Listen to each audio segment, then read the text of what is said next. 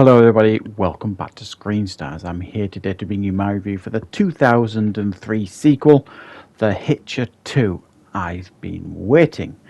The film is directed by Luis Moreno and it stars Jake Busey, Carrie Woorer and C. Thomas Howell. Yes, C. Thomas Howell returns for the sequel. Now, as I've mentioned in my previous reviews, I wanted to review all the Hitcher films that essentially are out there. I've done a classic film review for Rutger Hauer's Hitcher. I have reviewed the reboot or remake that came out in 2007 with Sean Bean. And the final one I wanted to do was this, the official sequel, I suppose, to the original. Or probably many fans would consider it unofficial in regards to sequel territory. Now, I had seen this back in the day. I've only seen it once, and I probably saw it quite close to when it came out, because I've been such a big fan of the Hitcher. The news of a Hitcher sequel coming out would have been quite exciting to me at the time. But this was, from what I remember in a way, a direct-to-DVD sequel. And this time it focuses on C. Thomas Howell initially at the beginning, who is now a cop himself, but he gets essentially fired for excessive force. Basically, anybody he knows to be a killer who has committed a crime, he will execute, basically. And his bosses have had enough of him and he's lost his job because of it. His girlfriend, Maggie, played by Carrie Woorer, tries to convince him to take a break, etc., etc., and he agrees to go back down to the desert to see the captain, you know, the one in the first film who believed him. They've become friends over the years, so he decides to go down there, face his past, and catch up with the captain. However, guess what? When he gets there, all the sequences that took place all them years ago when he was a young man start to happen again, but with a new face to the killer. This time it's Jake Busey, not Rutger Hauer, and history starts repeating itself. Right, what are my thoughts on The Hitcher 2, I've Been Waiting? Well, as I mentioned, when I first saw this years ago, I don't remember hating it. I remember thinking, well, that's nowhere near as good as the first one, but it was watchable. And my thoughts really haven't changed on it after watching it. I can look at it from a different perspective now and criticise other aspects of the film, technically and things like that. And I think the biggest shame for me is that The Hitcher, one of the best, if you like, cult films, I suppose, of the 80s, gets such a tame sequel, which is such a real shame. It can't hold a candle to the first film in any aspect, not even close. Whereas the Sean Bean remake obviously is not as good as the original, but that felt more like it had a relationship to the original than this one, obviously because they were remaking it.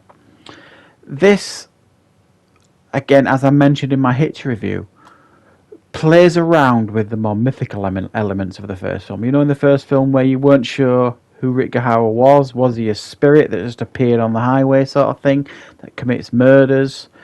It plays around with that concept in this film much more, because you get the impression that the Jake Busey character is essentially the very same character as Rutger Hauer, just with a different face, and that's definitely the message this film gives. An interesting idea. I don't think that's a bad idea. But it doesn't work, mainly due to this film just doesn't work mainly due to a lot of reasons, and I'll try and list some of them. The first one is the mystery is gone. Like in the first film, Rutger Hauer, you know, he plans things so meticulously that, you know, bodies are discovered or things are discovered just at the right times. Like he's just never been there. You don't see him make calls to cops. You don't see him at the police station when he kills them cops. He just appears when he needs to appear, which adds to the mystery. Now, because they're playing around with the mystique of the character in this second film, you think they would have elevated that, but no, they show far too much of Jake Busey's character. They show him, you know, acting with the cops, you know, playing innocent with the cops, making phone calls to cops, all the rest of it. It takes away that mystery of this character completely. it's too comical, his character. Jake Busey plays it more comically than Rutger Hauer. I do actually think Jake Busey plays a good villain, a good bad guy. He's done it a few times in his career, probably most famously in things like The Frighteners and what have you. It doesn't do a bad job here, Jake Busey, but he just can't hold a candle to Rutger Hauer. And in the first one, Rutger Hauer just basically killed cops. Either when they got in his way, or they were part of his plan and he wanted to kill them. But he would only really kill them when he had no more use for them. Not so much in this film. Jake Busey just kills them left, right, and centre. There's so many cops being killed in this film. And it's like the other cops don't seem to care that much. Like in the first film, a couple of cops get killed, and then you see that sheriff guy was basically going to execute the C. Thomas Howell character until Jennifer Jason Leigh saved him. And the biggest issue with this film, and I'm going to give you a spoiler here in case you haven't seen it, so you could turn off if you want at this point, or skip forward 20-30 seconds. They kill off C. Thomas Howell's character about 40 minutes into the film. Massive mistake. And then the focus is then on his girlfriend and the Hitcher. A huge mistake. If you could afford to get him in initially, it was a bad mistake to kill him off. It really was. From that moment on, the film just kind of, for me, fell off a cliff a little bit. Up until that point, it was interesting to see his reaction to being faced with this terror and horror once again.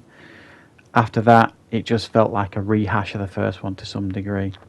And there's some really poor editing as well in the film, and some very dated film techniques.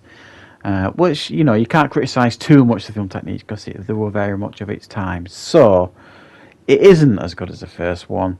Not even close. It's not a horrific film. Certainly watchable for curiosity value if you have never seen the first one. I mean, if you've never seen this sequel, but you've seen the first Hitcher and you didn't know the sequel even existed, perhaps. It's worth checking out for curiosity reasons. But I prefer to think of the first one just being a standalone film and this one actually never happening.